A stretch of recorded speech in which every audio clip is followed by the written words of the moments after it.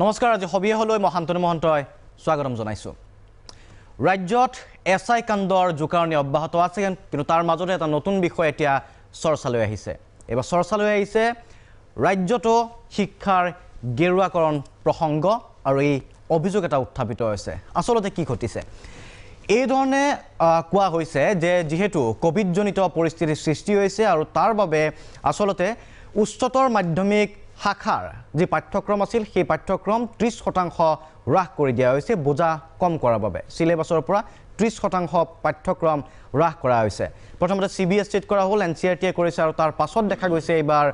অসমতো শিক্ষা সংসদ যে উচ্চতৰ মাধ্যমিক শিক্ষা সংসদ আছে শিক্ষা সংসদে হ্ৰাস কৰিছে কিন্তু সমস্যাটো ক'ত সমস্যাটো এই ধৰণে আহিল যে যিসমূহ পাঠ্যক্ৰম হ্ৰাস কৰা হ'ল তাৰ ভিতৰত অভিযোগ উঠিছে ৰাজনীতি বিজ্ঞান বিভাগত এনেকুৱা কিছুমান পাঠ্যক্ৰম হ্ৰাস কৰা হৈছে বা এই ধৰণে কৰা হৈছে যাতে শাসকীয় বিজেপি দলৰ কোনো অসুবিধা নহয় বা যিবোৰ বিষয়ক লৈ শাসকীয় বিজেপি দল আসলতে অস্বস্তিত থাকে বুলি কোৱা হয় বা যিবোৰক লৈ বিজেপি দলৰ সঘনাই আদৰ্শগত আপত্তি থাকে তেনেকুৱা বিষয়সমূহ পাঠ্যক্ৰমৰ পৰা বাদ দিয়াৰ অভিযোগ উত্থাপিত হৈছে কি বাদ দিয়া হৈছে আমি আপোনালোকক গ্ৰাফিক্সত দেখুৱাইছো উচ্চতৰ মাধ্যমিকৰ প্ৰথম বৰ্ষ আৰু দ্বিতীয় বৰ্ষৰ পাঠ্যক্ৰমৰ পৰা কেতবোৰ বাদ দিয়া হৈছে আমি গ্ৰাফিক্সত দেখুৱাইছো হয়তো আপোনালোকে দেখা পাইছে যে বাদ পৰিছে তাত নেহেৰু আৰু ইন্দিৰাৰ কাৰ্যকলাপ বাদ পৰিল অযোধ্যাৰ ভূমি বিবাদ প্ৰসংগ আতৰিছে পাঠ্যক্ৰমৰ পৰা গোধ্ৰাকাণ্ড আৰু গৰিবী হটাও নেহেৰুৰ বৈদেশিক নীতি বাদ পৰিছে স্বৰাজত্বৰ ভাৰতৰ প্ৰথম তিনিটা সাধাৰণ নিৰ্বাচন বাদ পৰিছে শীতল যুদ্ধত ভাৰতৰ ভূমিকা কি আছিল বাদ পৰিছে মাও আৰু পৰৱৰ্তী সময়ত চীনৰ অৰ্থনৈতিক উত্থান সেই প্ৰসংগ সিলেবাছৰ পৰা বাদ পৰা বুলি জানিব পৰা গৈছে এটা প্ৰশ্ন হ'ল যি ধৰণৰ সংস্কাৰ সাধিব গৈ আছে আৰু কেইবাটাও প্ৰসংগ আছে এনসিআৰটিৰ পৰা কি বাদ পৰিছে আমি সবিশেষ কথা পাতিম আৰু কিয় এই অভিযোগ উত্থাপিত হৈছে বাদ পৰাৰ আঁৰত ৰহস্য কি বা এই যি সংস্কাৰ শিক্ষাৰ যিটো সংস্কাৰ কৰোনাজনিত পৰিস্থিতিত সংস্কাৰ এই সংস্কাৰক লৈ ছাত্ৰ ছাত্ৰীসকল সুখী নে অসুখী বা যদিহে এইসমূহ বিষয়বস্তু বাদ পৰে আজিৰ প্ৰজন্মই এই বিষয়সমূহ নপৰাকৈ আগবাঢ়ি যায় কিবা ক্ষতি আছে নে আমাৰ লাভ হ'ব এই ধৰণৰ প্ৰসংগ আজি উত্থাপিত হৈছে আমি সেই সম্পৰ্কে কথা পাতিম ষ্টুডিঅ'ত যিসকল অতিথি আছে মই স্বাগতম জনাব বিচাৰিছোঁ প্ৰথমতে স্বাগতম জনাইছোঁ ৰাজনীতি বিজ্ঞান বিভাগৰ এগৰাকী ছাত্ৰ কটন বিশ্ববিদ্যালয় ত্ৰিদীপ ভাগৱতী উপস্থিত আছে আমি ত্ৰিদীপৰ পৰা জানিম ৰাজনীতি বিজ্ঞানৰ ছাত্ৰ হিচাপে আসলতে তেওঁলোকে কি ধৰণে বিষয়টোৰ গুৰুত্ব উপলব্ধি কৰিছে লগতে মই স্বাগতম জনাব বিচাৰিছোঁ বিজেপি মুখপাত্ৰ ডক্টৰ দেৱজিৎ মহন্ত আমাৰ মাজত আছে স্বাগতম জনাম যি অভিযোগ উত্থাপিত হৈছে বা বিজেপিয়ে বেয়া পোৱা ধৰণে সিলেবাছৰ পৰা আঁতৰ কৰি দিয়া হৈছে নেকি সেই সম্পৰ্কে তেখেতে জনাব সমান্তৰালভাৱে কংগ্ৰেছ মুখপাত্ৰ কিশোৰ ভট্টাচাৰ্য ডাঙৰীয়াক আমি স্বাগতম জনাইছোঁ ভট্টাচাৰ্য ডাঙৰীয়াৰ পৰা আমি জানিম যিসমূহ পাঠ্যক্ৰম বাদ দিয়া হৈছে তেওঁলোকৰ আপত্তি আছে নে নাই আজি নেহেৰু পৰিয়াল বা আজি নেহেৰুৰ কাৰ্যকাল ইন্দিৰা গান্ধীৰ কাৰ্যকাল স্বৰাজত্বৰ ভাৰতৰ নিৰ্বাচনৰ প্ৰসংগ সেইসমূহক লৈ কিবা আপত্তি আছে নেকি এই প্ৰসংগটো আমি সবিশেষ কথা পতাৰ পূৰ্বে আমি জনাব বিচাৰিছোঁ প্ৰাগ নিউজে যেতিয়া এই বিষয়টো উত্থাপন কৰিলে আৰু তাৰ পাছত শিক্ষা সংসদত গৈ যেতিয়া আমি প্ৰতিক্ৰিয়া ল'বলৈ চেষ্টা কৰিলোঁ তাৰ পাছত আজি ৰুদ্ৰদাৰ বৈঠক অনুষ্ঠিত হৈছিলে শিক্ষা সংসদত উচ্চস্তৰীয় শিক্ষা বিভাগৰ বিষয়া আহি উপস্থিত আছিল আৰু বিষয়টো তেওঁলোকে এই গুৰুত্বটো উপলব্ধি কৰি আসলতে বৈঠকখন অনুষ্ঠিত কৰিছিল তাৰ পাছত শিক্ষা সংসদৰ অধ্যক্ষ ডক্টৰ দয়ানন্দ বুঢ়াগোহাঁই ডাঙৰীয়াই কি মন্তব্য কৰিলে আমি চাই লওঁ তাৰ পাছত কথা পাতিম 30% ডিডাকশ্যনটো কেৱলতো হায়াৰ ছেকেণ্ডেৰী কাউন্সিলে কৰা নাই প্ৰথম CBSE কৰিছে ICSRে কৰিছে আল্টিমেটলি আমিও ভাবিছিলোঁ যে সোনকালে ক্লাছ আৰম্ভ কৰিব পাৰিম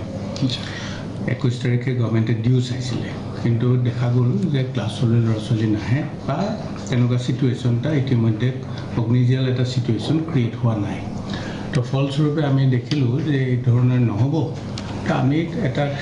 ষ্টুডেণ্টসকলৰ ছাত্ৰ ছাত্ৰীসকলক অলপ বাৰ্ডেনটো কমাই দিবৰ কাৰণে আমি এটা ৰিডিউচ কৰোঁ যাতে বেছিক নলেজটো ৰাখি বাকী অদৰকাৰী যিখিনি নপঢ়িলেও হয় নপঢ়াতেও পাৰে ছাবজেক্টটোৰ সম্পৰ্কে শুদ্ধ জ্ঞান আহিবলৈ আমি তেনেকুৱা এটা এৰিয়াত কাটি দিম এনেকৈ এটা সিদ্ধান্ত ল'লোঁ আজি যথেষ্ট দিনৰ আগতে আফটাৰ একাডেমিক কমিটি ডিচিশ্যন কৰি আৰু কিন্তু যেহেতু আমাৰ বহুত ছাবজেক্ট আমাৰ 56 ছাবজেক্ট ডিৰেক্টলি কিন্তু মানে এক্সক্লুডিং ভকেশ্যনেল তো আল্টিমেটলি আমি তুমি অকলে নিজে কৰিব নোৱাৰিম নিজে কৰা সম্ভৱো নহয় গতিকে আমি আটাইবোৰ ডিপাৰ্টমেণ্টৰ এক্সপাৰ্ট 3জন 4জন এক্সপাৰ্ট লৈ কৰোঁ কামখিনি প্ৰায় কমপ্লিট হ'ল লোড কৰা হ'ল যে এইটো 30% এনেকৈ আমি ৰিডিউচ কৰিব বিচাৰিছোঁ তো আমাৰ এই কথাখিনি লোড কৰি দিয়াৰ পিছতে কিছুমান কৰ্ণাৰ পৰা চেলেঞ্জ আহিলে চেলেঞ্জ ঠিক নহয় অবজেকশ্যন আহিলে যে ক'লে যে এইটো চেফ্ৰনাইজেশ্যন কৰা হৈছে মানে গেৰুৱাকৰণ কৰা হৈছে মানে ইভেন দি 30% কাট তো আমি ক'লোঁ যে ক'ত গেৰুৱাকৰণ কৰা হৈছে তেতিয়া গোটেই বস্তুটো ডেফথলৈ গৈ চালোঁ যে অনলি ইন পলিটিকেল চায়েন্স আমি তেওঁলোকে যিটো ৰিডিউচ কৰিছিল তাত অনলি এটা পইণ্ট বেছিকৈ তেওঁলোকে মই চালোঁ গোটেই ইউনিভাৰ্চিটি আজি যে তেওঁলোকে নেহেৰু যিটো নেশ্যন বিল্ডিং পলিচি বুলি এটা চেপ্টাৰ আছে সেই চেপ্টাৰটো সেই ধৰণেৰে ডিলিট হৈছে মানে nation building Jawaharlal Nehru as a nation building সেই মানে বস্তুটো উঠাই দিয়াৰ কাৰণে তেওঁলোকে হিউ এণ্ড ক্ৰাই কৰিছে কিন্তু গোটেই বস্তুটো জৱাহৰলাল নেহেৰু সম্পৰ্কে বেছিকৈ পঢ়িব লাগে পলিটিকেল চায়েন্সত বাকীবোৰ আছে কিন্তু এই Jawaharlal Nehru as a nation building সেই শব্দটো বা সেই চেপ্টাৰটো উঠাই দিয়াৰ নিচিনা দেখুওৱাৰ কাৰণে তেওঁলোকে হিউ এণ্ড ক্ৰাই কৰিছে তো আমি আলোচনা কৰি আমি সিদ্ধান্ত ল'লোঁ যিহেতু এটা ছাবজেক্টৰ এখন এটা হেৰিতহে গণ্ডগোলটো হৈছে আমি এইটো ৰিভিউ কৰিম এটা স্যাৰ ইন্দিৰা গান্ধীৰ কথাটো ওলাইছে ইন্দিৰা গান্ধী জৱাহৰলাল নেহেৰু আটাইবোৰ কথাই ওলাইছে ইন্দিৰা গান্ধী গৰিবী হটাও সেইবোৰ আছে চেপ্টাৰবোৰত আছেগৈ কিন্তু ইন্দিৰা গান্ধীৰ নামটো হয়তো নাইকিয়া হৈ গৈছে জৱাহৰলাল নেহেৰুৰ নামটো হয়তো উদ্ৰ হৈ গৈছে সেইকাৰণে কংগ্ৰেছে হয়তো কথাটো ভাবিছে যে চেফ্ৰনাইজেশ্যন কৰা হৈছে গভৰ্ণমেণ্টে সুবিধাটো ল'ব খুজিছে এতিয়া কথা হ'ল যে আমিতো এডুকেশ্যনৰ মানুহ হিচাপে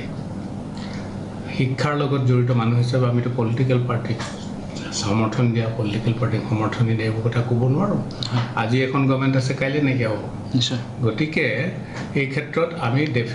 ডেফিনেটলি ইম্পাৰ্চিয়েল হ'ব লাগিব for the benefit of the students তো সেইকাৰণে আমি ক'লোঁ যে ঠিক আছে আমি এটা ৰিভিউ কৰি চাওঁ সঁচাকৈ এনেদৰে উঠাই দিয়াৰ কাৰণে ল'ৰা ছোৱালীৰ কিবা লোকচান হৈছে নেকি বা হ'ব নেকি এই কথাটো আমি খুব সোনকালে আলোচনা কৰোঁ only for this political subject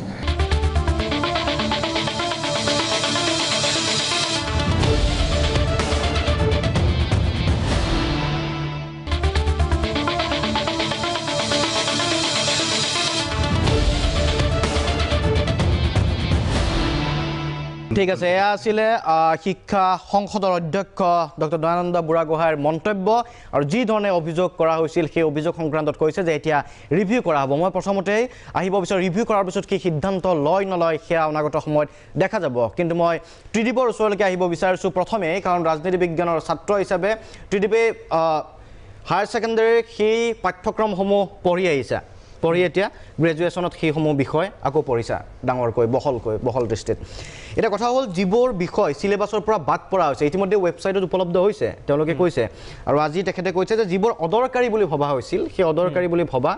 বিষয়বস্তু পাঠ্যক্ৰমসমূহ বাদ পেলোৱা হৈছে ৰাজনীতি বিজ্ঞানৰ ছাত্ৰ হিচাপে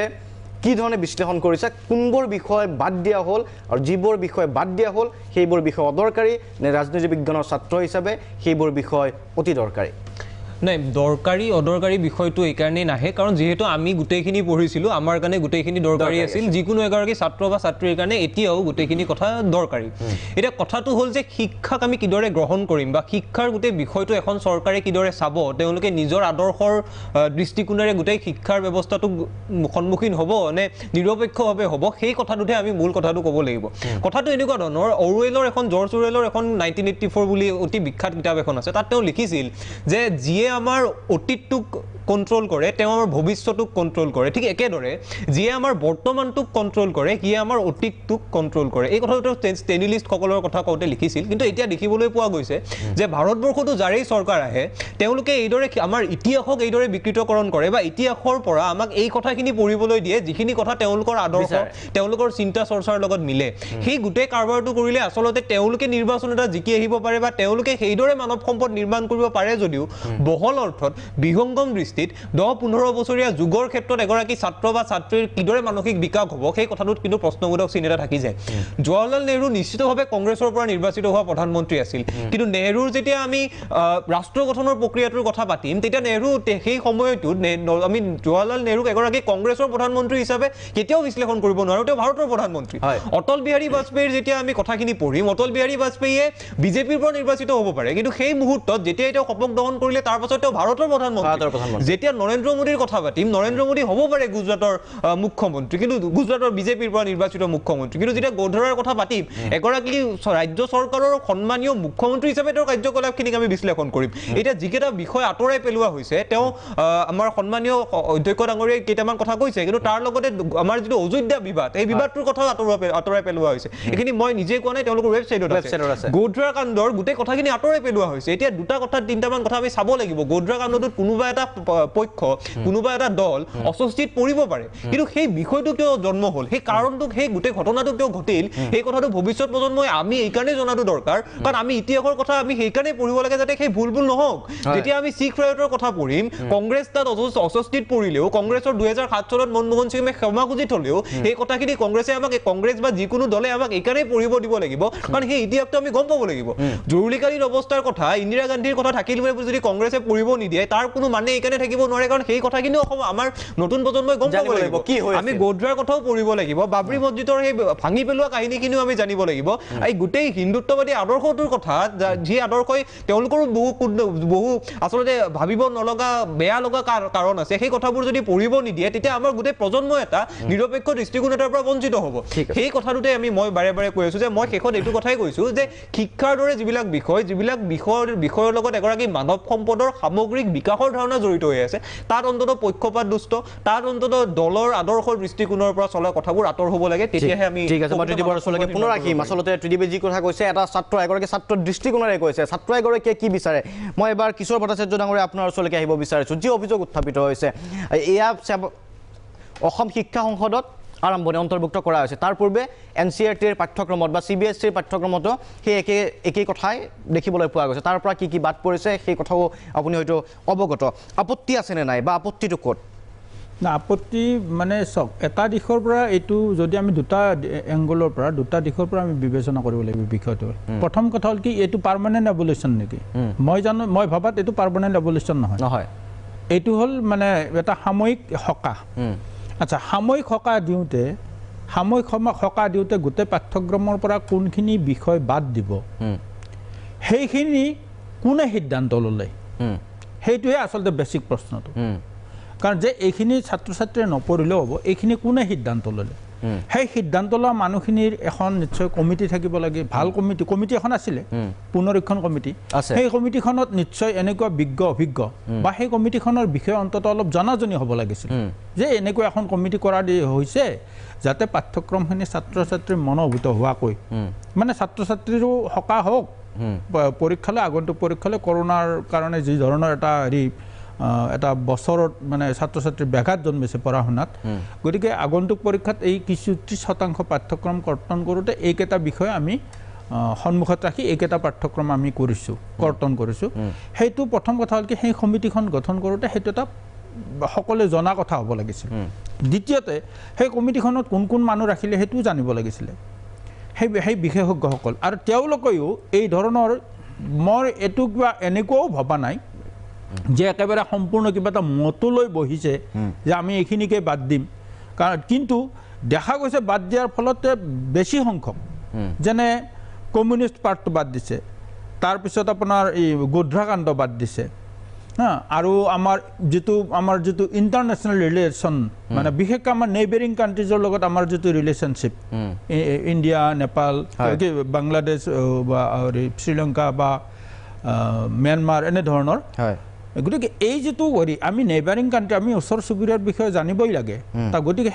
সেইটো কিমান দূৰ লাভজনক হ'ব এই কথাবোৰ তেখেতসকলে পুংখানুপুংখভাৱে বিশ্লেষণ কৰিছে নে সেইটোও আমি কোনেও জনা নাই আমি মই সাধাৰণ নাগৰিক হিচাপে কৈছোঁ কথাখিনি গতিকে এই কথাখিনি কৰিবলৈ যাওঁতে তেখেতসকলে কিন্তু সময় পাইছে কাৰণ এই ঘোষণাটো হৈছে যে আমি পাঠ্যক্ৰম কৰ্তন কৰিম এইটো ঘোষণা হ'বৰ কিন্তু দিন হ'ল গতিকে যদি পাঠ্যক্ৰম কৰ্তন কৰি পেলাই তেখেতসকলে পৰীক্ষা পতাৰ চিন্তা চৰ্চা কৰিছে ইমিডিয়েটলি তেখেতসকলে সেই ধৰণৰ পদক্ষেপ ল'ব লাগিছিল ঠিক আছে আহিম আপোনাৰ ওচৰলৈকে এটা সময় বাণিজ্যিক বিৰতিৰ সময় হৈছে এটা সময় বাণিজ্যিক বিৰতি লৈ লৈছোঁ তাৰ পাছত আমি সবিস্তাৰে কথা পাতিম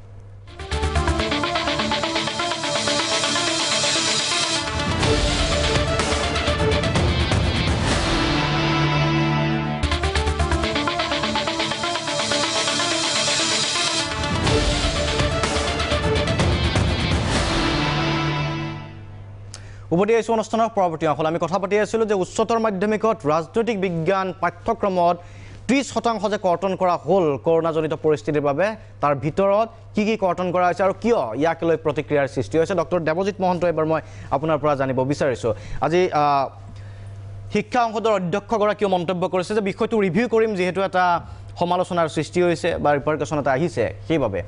আপুনি কি ভাবে যেটো কথা ত্ৰিদীপে কৈছে যে প্ৰতিটো বিষয়ৰে ইতিহাস জনাটো দৰকাৰ আজিৰ প্ৰজন্মই জনাটো দৰকাৰ কি ঘটিছিল তাৰ মাজত যদি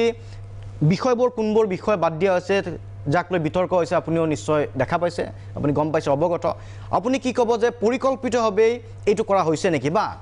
এই যি বিষয়সমূহ বাদ পৰিছে বাদ পৰাৰ ফলত এটা স্বস্তি আপোনালোকেও পায় নেকি যিকোনো বিষয়ৰ ওপৰত আমি যদি জ্ঞানৰ লাভৰ জৰিয়তে আমাৰ উদ্দেশ্যটো জ্ঞান লাভ হয় গতিকে যিকোনো বিষয়ত আমি জ্ঞান লাভৰ কাৰণে কোৰ্সটো যিমানেই নহওক কিয় এটা সদায় আদৰণীয় এতিয়া এই গোটেই বিষয়টো কিয় চৰ্চাৰ মাজলৈকে আহিছে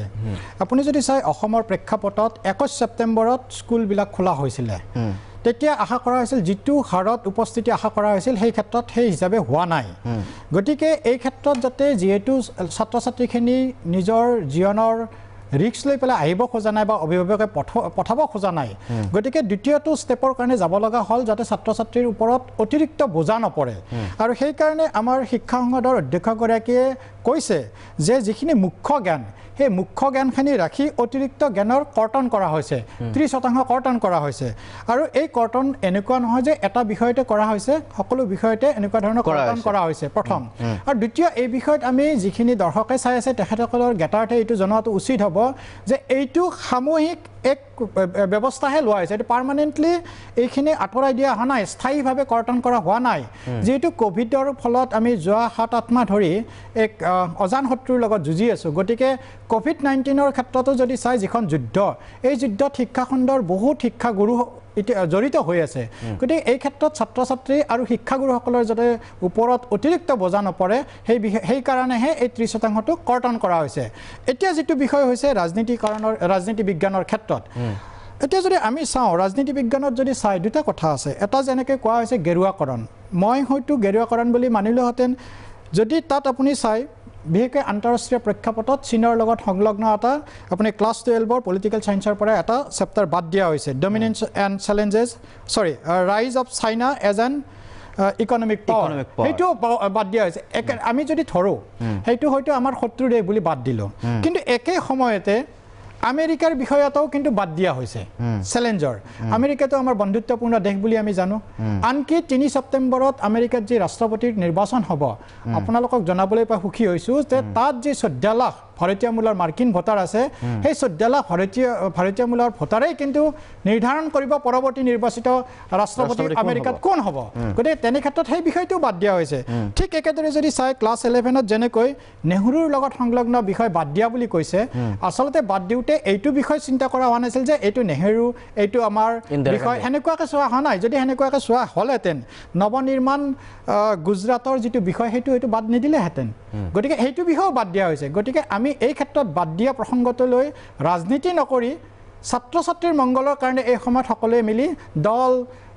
গোটেই যিকোনো দলৰ ওপৰৰ ঊৰ্ধত গৈ পেলাই আমি চিন্তা কৰিব লাগে যাতে ছাত্ৰ ছাত্ৰীখিনি এটা উপকাৰ নহয় বা বোজা ফিল নকৰে হয় কিবা ক'ব কিছু কওক মানে মই আগতে এই কথাখিনি কৈছোঁ এখেতৰ লগত মই এইটো কৈছোঁ যে এইটো পাৰ্মানেণ্ট যদি নহয় সেইটো আপত্তি নাই কিন্তু কথা হ'ল কি কিছুমান এনেকুৱা চেপ্টাৰ বাদ পৰিছে যেনে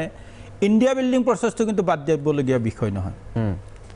মানে নেহৰু পিৰিয়ড বুলি নহয় নেশ্যন বিল্ডিং প্ৰচেছটো কাৰণ নেশ্যন বিল্ডিং প্ৰচেছটো আপোনাৰ 1947ৰ পিছত স্বাধীনতাৰ পিছত আজিলৈকে আমি যিহেতু ডেভেলপিং কাণ্ট্ৰি গতিকে এইটো এটা কণ্টিনিউৱাছ প্ৰচেছ গতিকে ইয়াৰ মাজত এটা গেপ সোমাই গ'লে সেইটোৰ জ্ঞানখিনি ছাত্ৰ ছাত্ৰীৰ কাৰণে আধৰুৱা হৈ যাব কাৰণ এই যিটো বেচ থাকিব 11-12 এই বেচটো এই প্ৰজন্মৰ এইখিনি আধৰুৱা হৈ যাব প্লাছ মই কিন্তু গোটেই ব্যৱস্থাটো অৱশ্যে আমাৰ অধ্যক্ষগৰাকীয়ে কৈছে তেখেত নিজেও শিক্ষাৰ লগত জড়িত মানুহ তেখেতৰ ওপৰত আমাৰ বিশ্বাস আছে ভৰসা আছে আমাৰ কাউন্সিলৰ অধ্যক্ষগৰাকী শিক্ষিত মানুহ ভদ্ৰলোক আৰু শিক্ষাবিদ গতিকে তেখেতে ৰিভিউ কৰিম বুলি কৈছে এটা কথা সদায় মনত ৰাখিব লাগে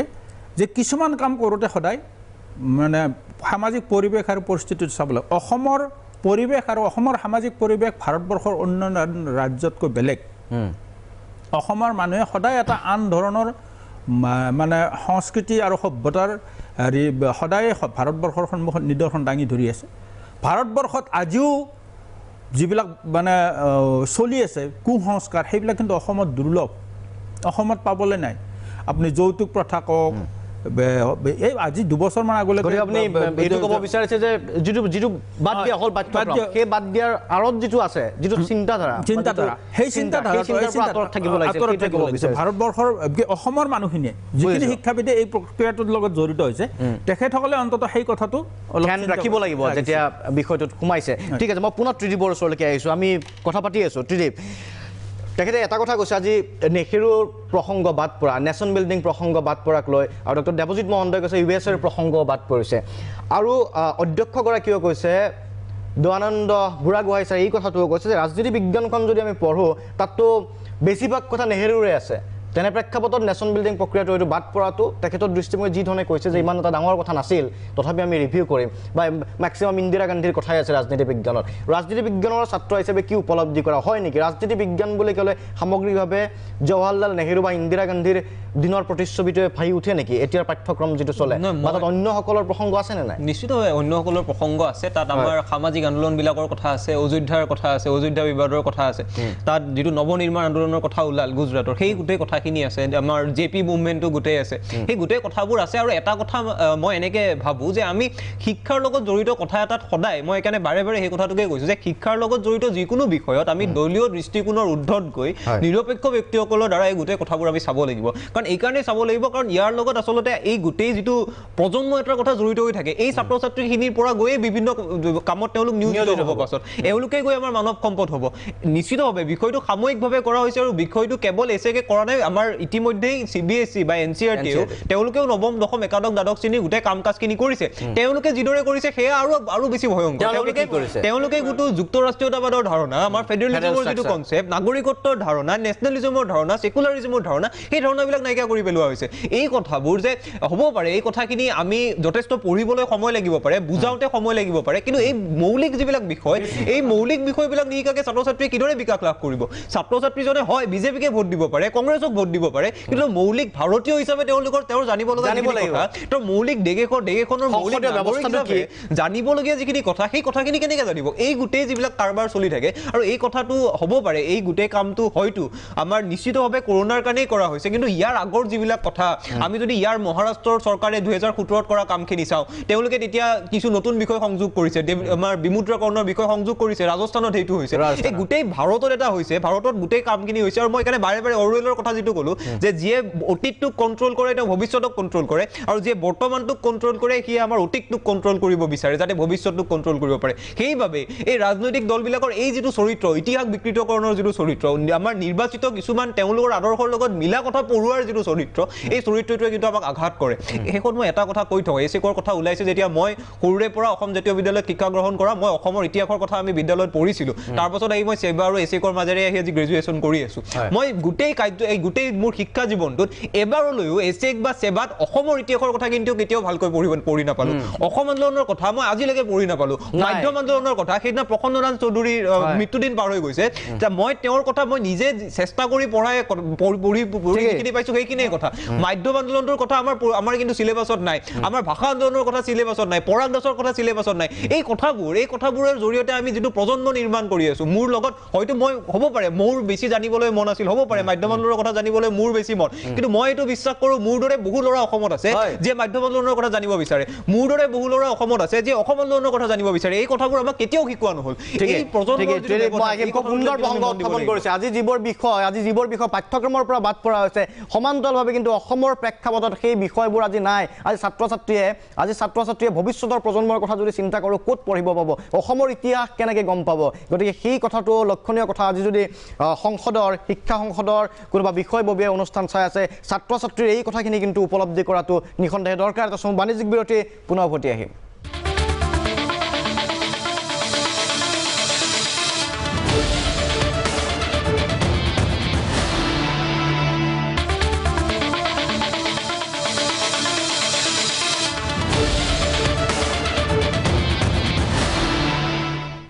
উভতিছোঁ অনুষ্ঠানৰ পৰৱৰ্তী অংশলৈ আমি কথা পাতি আছিলোঁ যে শেহতীয়াকৈ আচলতে কৰোণাজনিত পৰিস্থিতিৰ বাবে উচ্চতৰ মাধ্যমিকৰ ৰাজনীতি বিজ্ঞানৰ পৰা যিবোৰ পাঠ্যক্ৰম বাদ দিয়া হৈছে 30% সেই বাদ দিয়াৰ আঁৰত কিবা আছে নেকি, কিবা বিশেষ চিন্তা আছে নেকি, তাক লৈ যিটো চৰ্চা চলিছিল সেই সম্পৰ্কে সমান্তৰালভাৱে TDP এই প্ৰশ্ন উত্থাপন কৰিছে। আজি অসমৰ ছাত্ৰ ছাত্ৰীসকলে অসমৰ পাঠ্যক্ৰমত আজি সেৱাই হওক বা শিক্ষা সংসদে হওক সেই পাঠ্যক্ৰমসমূহত অসমৰ ইতিহাসো কিন্তু পঢ়িব নাপায়। গতিকে এনেকুৱাই যদি হয় ভাৰতৰ ইতিহাস ইতিমধ্যে 30% বাদ দিয়াৰ এটা পৰ্যায় আহিছে, এইভাৱেই আহিছে মানি লৈছোঁ কৰোণাজনিত পৰিস্থিতি, সমান্তৰালভাৱে অসমৰ ইতিহাস নাই। তেনে প্ৰেক্ষাপটত ভৱিষ্যত প্ৰজন্মৰ বেছটো কি হ'ব, ভিত্তি কি হ'ব, কিহৰ ওপৰত ভিত্তি কৰি ৰাজনৈতিক চিন্তা চৰ্চা চলিব, ইতিহাসৰ ওপৰত ভিত্তি কৰি দেশ নিৰ্মাণ ৰাষ্ট্ৰ নিৰ্মাণৰ কথা বতৰাবোৰ চলিব, ভৱিষ্যত প্ৰজন্ম আগবঢ়াই লৈ যাব। ডক্টৰ দেৱজিৎ মহন্ত আপোনাৰ পৰা জানিব বিচাৰিছোঁ। NCERTৰ প্ৰসংগটো ওলাইছে, NCERTৰ যুক্তৰাষ্ট্ৰীয় ব্যৱস্থাটো নোহোৱা কৰি দিছে, ডিলিট কৰা হৈছে এইবাৰ, যিখন ডিলিটেড লিষ্ট আছে। তাৰ পাছত ছেকুলাৰিজিমত ধাৰণাটো তাৰ পৰা উঠাই দিয়া হৈছে, নাগৰিকত্বৰ ধাৰণা উঠাই দিয়া হৈছে। এইবোৰ কিন্তু ৰাজনীতি বিজ্ঞানৰ এটা পিলাৰ বুলি ক'ব লাগিব, খুঁটা ভাৰতীয় ৰাজনীতিৰ বা গণতান্ত্ৰিক ব্যৱস্থাটোৰ। সেই বিষয়সমূহ বাদ দি 30%ৰ ভিতৰত বাদ দি ৰখা হৈছে। লগতে এই কথাটো আহিছে যে অসমৰ অন্ততঃ অসমৰ ছাত্ৰ ছাত্ৰীসকলে অসমৰ সংসদৰ পৰা পঢ়িবলগীয়া কথাবোৰো আজিলৈকে কিন্তু পঢ়িব পোৱা নাই। হয়, প্ৰথমতে মই এইটো পুনৰবাৰ কওঁ, প্ৰথম হেৰিতে মই কৈছিলোঁ যে এইটো স্থায়ীভাৱে আঁতৰাই দিয়া হোৱা নাই। এইটো এটা COVID-19 যুদ্ধখনৰ লগত আমি একেলগে শিক্ষাবৰ্ষটো যাতে নষ্ট নহয় বা শিক্ষাবৰ্ষত যদি অসুবিধা নহয় সেইকাৰণে এইটো সাময়িকভাৱেহে উঠাই দিয়া হৈছে। এইটো স্থায়ীভাৱে যদি উঠাই দিলেহেঁতেন তেতিয়াহ'লে আমি গভীৰৰ পৰা গভীৰতালৈ গৈ আলোচনা কৰিব লাগিলেহেঁতেন। দ্বিতীয়তে শিক্ষা সংসদৰ অধ্যক্ষ মাননীয় দয়ানন্দ বুঢ়াগোহাঁই ডাঙৰীয়াই কৈছে যে তেখেতসকলে এখন কমিটি কৰি দিছে, সেই কমিটিখনে নিৰ্ধাৰণ কৰিব ক'ৰবাত যদি চেঞ্চিটিভ বা কিবা কাৰণত এনেকুৱা হৈছে তেখেতসকলে আকৌ বিচাৰ কৰিব বুলি কৈছে। গতিকে সেই তেখেতসকলে যি কমিটি কৰিব সেই কমিটিৰ ওপৰত আমাৰ সম্পূৰ্ণৰূপে আস্থা আছে। তেখেতসকলে সঠিক সময়ত সঠিক সিদ্ধান্ত ল'বই, সেইটো আমাৰ গভীৰ বিশ্বাস আছে। কাৰণ তেখেতে এটা কথা ঠিক বৰ উপযুক্তভাৱে কৈছে যে government is a continuous process. গতিকে চৰকাৰ আজি এই চৰকাৰ কালি বেলেগ চৰকাৰ আহিব পাৰে, কিন্তু শিক্ষাটো থাকি যাব। দ্বিতীয়তে যদি চাই আমাক কিন্তু এটা সময়ত আমি চিন্তা কৰাৰ প্ৰয়োজনীয়তা আহিছে যে অসমৰ প্ৰেক্ষাপটত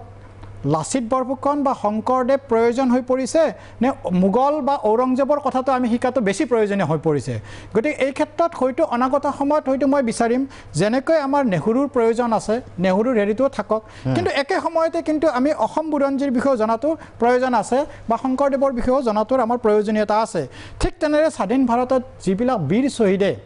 আহুতি দিছে দেশৰ বাবে তেখেতসকলৰ কথাটো আমাৰ জনাৰ প্ৰয়োজনীয়তা আছে। বিশেষকৈ মোগলতকৈ তেখেতসকল বেছি গুৰুত্বপূৰ্ণ বুলি মই ভাবোঁ। আন এটা কথা যদি চাই বিশেষকৈ এই বিষয়টোৰ লগত কিমান দূৰ সংলগ্ন নাজানো, কিন্তু এইটো আমি আদৰণি জনোৱাটো উচিত যে নতুন শিক্ষানীতিয়ে বিশেষকৈ যিটো আমাৰ মাতৃভাষা এই মাতৃভাষাটোৰ ওপৰত যথেষ্ট গুৰুত্ব দিছে। আমাৰ মহামানৱ মহাত্মা গান্ধীয়ে কৈছিল যে এজন শিশুৰ বিকাশৰ কাৰণে মাতৃযুদ্ধৰ যিমান প্ৰয়োজন ঠিক সেইদৰে শিশুৰ মনস্তাত্ত্বিক বিকাশৰ কাৰণেও কিন্তু মাতৃভাষাৰ প্ৰয়োজন। গতিকে এই মাতৃভাষাত যদি জ্ঞান দিয়া নহয় এখন হেৰিত সেইটো মাতৃভূমিৰ এটা অপৰাধ বুলি কোৱা হয়। নিউ এডুকেশ্যন পলিচিত বাকী যি বিষয় নহওক এই যে মাতৃভাষাটো আহিছে আমি সেইটো যথেষ্ট গুৰুত্বপূৰ্ণ বিষয়। কাৰণ কিয় হয় যদি আপুনি চাই পৃথিৱীৰ যিমান দেশ আছে 195খন দেশৰ 770 কোটি জনসংখ্যা আছে। এই 770 কোটিৰ 97 কোটি জনসংখ্যাই চীনা ভাষা কয়, 48 কোটিয়ে ইংৰাজী ভাষা কয় আৰু 42 কোটিয়ে হিন্দী ভাষা কয়। তাৰমানে এইটো নহয় যে ইংৰাজী ভাষা নাজানিলে বাকী দেশবিলাক উন্নত দেশবিলাক পৰিসীমা আপুনি যদি চাই আজি যিবিলাক ফ্ৰান্স, নেদাৰলেণ্ড, হলেণ্ড, জাৰ্মানী, চীন এই সকলোবিলাক দেশতে কিন্তু মাতৃভাষাতে গৈ আছে। গতিকে মাতৃভাষাত নিজৰ বোধগম্যতা যিমান বৃদ্ধি হ'ব ইংৰাজী ভাষাত আপুনি প্ৰতিটো বিষয় এটা ল'ৰা ছোৱালীক বেলেগ বেলেগকৈ শিকাব লগা হয়। গতিকে মাতৃভাষাতে মই এটা বস্তু আপোনাৰ পৰা জানিব বিচাৰিছোঁ। আপুনি কৈছে খুব সুন্দৰকৈ কৈছে যে যিটো অসমৰ ইতিহাস সমান্তৰালভাৱে আমি সেয়াও অধ্যয়ন কৰিব লাগিব, কিন্তু মই এইখিনিতে ক'ব বিচাৰিছোঁ যে এই বিষয়বস্তুসমূহ সেই ধৰণৰ হেঁচা প্ৰয়োগ কৰা হ'বনে বা কেন্দ্ৰীয় চৰকাৰে চিন্তা কৰিবনে CBSE বা NCERTৰ পাঠ্যক্ৰমতো অসমৰ যিসমূহ ইতিহাস আছে এই ইতিহাসবোৰ সংলগ্ন হওক, যেনেকৈ আমি পঢ়িব লাগে বেলেগৰ কথা তেনেকৈ বেলেগ ৰাজ্যৰ আমাৰ বীৰ বীৰাংগনাৰ কথাও তেওঁলোকে পঢ়ক, তেনেকুৱা ধৰণৰ কিবা ব্যৱস্থা থাকিব নেকি? ডেফিনেটলি আপুনি যদি নতুন শিক্ষানীতিখন চাই নতুন শিক্ষানীতিত দুটা কথা আছে, এটাতো মাতৃভাষা, দ্বিতীয়তে সেই মাতৃভাষাটোৰ লগত যিবিলাক লোক জড়িত হৈছে সেই পাঠ্যক্ৰম অন্তৰ্ভুক্ত কৰাৰ কাৰণে কিন্তু নতুন শিক্ষানীতিত এটা নিৰ্দেশনা আছে গতিকে যেতিয়া আপুনি বড়ো ভাষা শিকিব যাব বড়োৰ হিষ্ট্ৰীটো সোমোৱাৰ লগে লগে ডেফিনেটলি তাত বড়ো সেই জাতিটোৰ লগত যিবিলাক সংলগ্ন বিষয় বীৰ পুৰুষ আছে সেইবিলাক পুৰুষৰ কথাও ইয়াত কিন্তু আহিব গতিকে এই নতুন শিক্ষানীতিয়ে এনেধৰণৰ এটা এক সুদূৰ আৰু এক বহুত পৰিকল্পনা লৈ পেলাই আগবাঢ়িছে আৰু এইটোৱে বিশেষকৈ আমাৰ বিভিন্ন জাতিৰ ভাষাৰ ক্ষেত্ৰত ভাষাটোৰ অস্তিত্ব ৰক্ষাৰ ক্ষেত্ৰত বিভিন্ন সুদূৰ প্ৰসাৰী প্ৰভাৱ পেলাব বুলি মই ভাবোঁ ঠিক আছে কিশোৰ ভট্টাচাৰ্য ডাঙৰীয়া আপোনাৰ পৰা জানিব বিচাৰিছোঁ অৱশ্যে ক'ব লাগিব যে NCERTৰ পাঠ্যক্ৰম প্ৰস্তুতৰ সময়ত বা অন্যান্য ৰাজ্যৰ পাঠ্যক্ৰম প্ৰস্তুতৰ সময়ত কিন্তু যিটো অভিযোগ আজি উঠিছে অসমত তেনেকুৱা এটা হেৰি দেখা যায় মানে তেনেকুৱা এটা প্ৰৱণতা দেখা যায় তাৰমানে যে আগৰ মানে হিষ্ট্ৰিক যিবিলাক হেৰি পাঠ্যক্ৰমৰ পৰা কিছু পৰিমাণে বাদ আঁতৰাই দিব বিচাৰে যিটো ত্ৰিদিপে কৈছে যে চৰকাৰ বেলেগ আদৰ্শ বেলেগ হ'লে আঁতৰাই দিব বিচাৰে কিন্তু সেইটো হ'ল কি আমিতো ইতিহাস আমি কোনো সলনি কৰিব নোৱাৰোঁ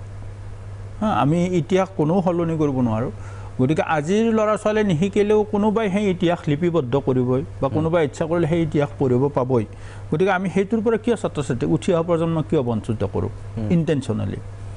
2 নম্বৰ এটা কথা মনত ৰাখিব মই যিটো দেখিছোঁ যে আমি এই যি ধৰণৰ আমি এতিয়া প্ৰতিযোগিতাত নামিছোঁ গোটেই পৃথিৱী জুৰি কিন্তু আমাৰ ইয়াত দুটা মই দেখিছোঁ ছাত্ৰ ছাত্ৰীৰ এই বেছিক কথা দেই এই যে মোৰ অসমীয়াত্ব বা মোৰ অসম আজিকালিৰ নতুন প্ৰজন্মৰ মাজত সেই বোধটো কিয় নাই সেই বোধটো নাথাকাৰ কাৰণ হ'ল কি যে মই মোৰ ভূখণ্ডৰ বিষয়ে মই মোৰ ভাষাৰ বিষয়ে মই মোৰ ইতিহাস সম্বন্ধে কমকৈ মোৰ পূৰ্বপুৰুষৰ বিষয়ে মই কমকৈ জানো কাৰণে মোৰ সেই দায়বদ্ধতাটোও যেন কোনোবাখিনিত কম আমি সকলোৱে অসমীয়া মাধ্যমত পঢ়ি আহিছোঁ সেইকাৰণে অসমীয়া বুলি ক'লে অসমীয়া ভাষা বুলি ক'লে অসমীয়া জাতি বুলি ক'লে যিটো আৱেগ আমাৰ লগত জড়িত হৈছে কাইলৈকে মোৰো ল'ৰাটোৰ ক্ষেত্ৰত সেইটো হ'বনে নাই আৰু আপুনি চাব আমি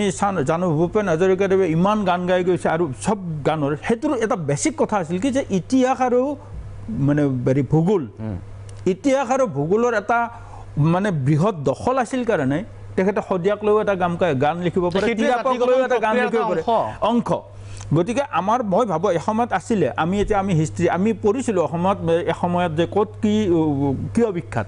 আমি এইবোৰ পঢ়িছিলোঁ তাৰমানে অসমৰ প্ৰসিদ্ধ আটাইবোৰ ঠায়ে আমি সেই সময়ত জানিছিলোঁ হাজো কিহৰ কাৰণে বিখ্যাত শিৱসাগৰ কিহৰ কাৰণে বিখ্যাত গতিকে এই যিটো আছিলে সেইবিলাক এতিয়া নাইকিয়া হৈ গ'ল হয়তো পাঠ্যক্ৰমৰ বোজাও মানে মানৱ সভ্যতা যিমানে আগুৱাই গৈ আছে বিজ্ঞান যিমানে আগুৱাই গৈ আছে পাঠ্যক্ৰমৰ বোজা ছাত্ৰ ছাত্ৰীৰ ওপৰত বাঢ়ি গৈ আছে তাৰ কাৰণে এইবিলাক হয়তো নাইকিয়া হৈ গৈ আছে কিন্তু সংক্ষিপ্ত বিৱৰণ এটা পাঠত ঠিক আছে এখন কিতাপ নহ'লেও এটা পাঠ মানে সংক্ষিপ্ত এটা বেছিক নলেজ যিটোৱে ছাত্ৰ ছাত্ৰীৰ প্ৰতি নিজৰ জাতিটোৰ প্ৰতি নিজৰ ভাষাৰ প্ৰতি বা নিজৰ সংস্কৃতিৰ প্ৰতি এটা বোধ জন্মাব পাৰে এটা আত্মীয়তা আনিব পাৰে এটা আৱেগিক মানে সংযোগ ঘটাব পাৰে তেনেকুৱা এটা চিন্তা চৰ্চা হয়তো মানে যিসকলে এইবিলাক কৰ্মৰ লগত জড়িত আমিতো এডুকেশ্যনিষ্ট নহয় এই শিক্ষাবিদসকলে চিন্তা কৰিব পাৰে আৰু মই আমাৰ যিবিলাক দৃষ্টিভংগী এই দৃষ্টিভংগীতকৈ আমি য়ং জেনেৰেশ্যনৰ প্ৰতিনিধি হিচাপে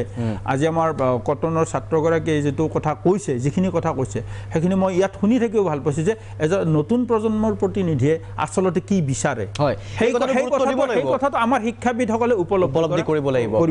আৰু সেই যিটো অভিযোগ উঠে যে আমি বেলেগৰ ইতিহাস পঢ়ি আছোঁ আমাৰ ইতিহাস কোনে পঢ়িব বা আমাৰ ইতিহাস আমি কেতিয়া পঢ়িব পাৰিম সেই কথাবোৰ আছে আৰু সমান্তৰালভাৱে এই কথাটো আছে বাৰে বাৰে ইতিহাস সলনি কৰাৰ ৰাজনৈতিক যি পৃষ্ঠপোষকতা তাত কিন্তু আজিৰ প্ৰজন্মই বিৰোধ কৰে সেইটো অশোভনীয় আৰু অত্যন্ত গহীৰ কাম আৰু আজিৰ প্ৰজন্মও তাক নিবিচাৰে শিকিব বিচাৰে কি আছে সত্যৰ মুখামুখি হ'ব বিচাৰে সত্যৰ সন্ধান পোৱাৰ পাছতে ভৱিষ্যতে চিন্তা কৰিব পাৰিব কিন্তু যি দলেই নহওক যিয়ে আদৰ্শ নহওক সেয়া বিচলিত কৰিব নালাগে বিপথে পৰিচালিত কৰিব নালাগে এটা বাণিজ্যিক বিৰতি উভতি আহিম